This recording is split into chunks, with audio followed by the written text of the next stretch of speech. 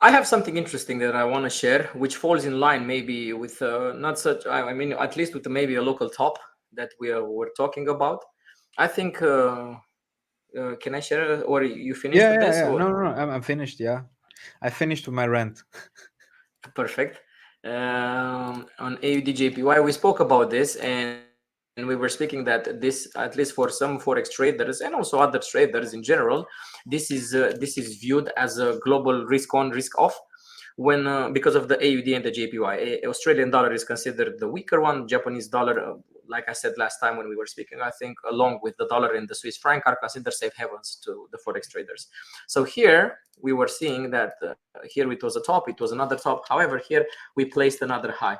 I noticed that slowly, with the latest price action in the last sorry for that, in the last month or so, we're printing an okay, we had another high, although we didn't went above these highs, but we're printing some sort of a rising wedge.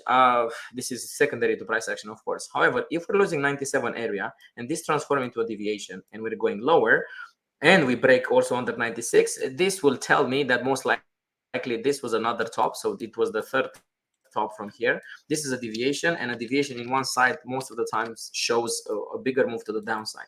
This can fall in line because this can be towards January, mid-January, towards the February, falls in line with what we were speaking regarding the first Fed cuts, which are already priced in, or the markets are seeing them towards March. If this happens, this shows to me that we can go towards a risk off sentiment for some time.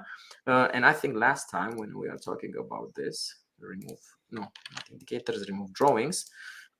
Let me correlate this with something very interesting. Line, S&P 500. And let's take it from, look at this correlation between these two asset classes. Oh wow. Okay, it's Japanese yen, right? It's Australian dollar with the Japanese yen. That's why it's called the risk on, Yeah. risk off. But not a lot of people are talking about this enough. So when we see, look at this. I mean, this was so correlated in the last move, but also from here, from here, also on this move, also on this move in consolidation, also on the last rally.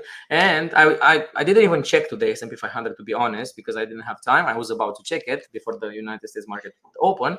However, like I was saying, if I remove now S&P 500, then I see that AUDJPY is turning lower, and I add this, it can tell me that, going back to what I'm following, if this rising wedge will play out, and price action is going to confirm it, but in order to confirm it, it needs to go under these levels. So most likely I will short it under 96-ish. And this is how it can look for a potential short. Something like this for a 1 to 2 first risk reward, and go much lower. But the target for this potential rising wedge, because it's potential, we don't have confirmation right now, the measured projected target would be somewhere around 87.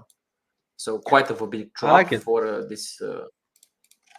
I will follow up with this, and we can speak about it once in a while, because if this goes lower, this is going to be the target. So you measure it from here with the breakdown from here, so it's around 87. Imagine if AUDJPY does this, what type of global macro scenario we can have. Like I said, it can follow in line with what we were seeing, what you were saying, that the first quarter of 2024 we might see a local top in risk assets.